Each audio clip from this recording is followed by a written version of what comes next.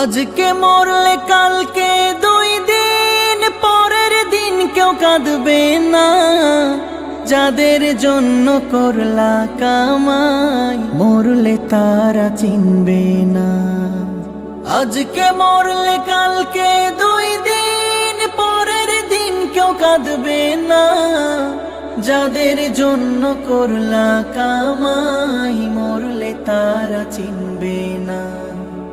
থাকতে সময় করো আমল, ঈমান করো খাঁটি।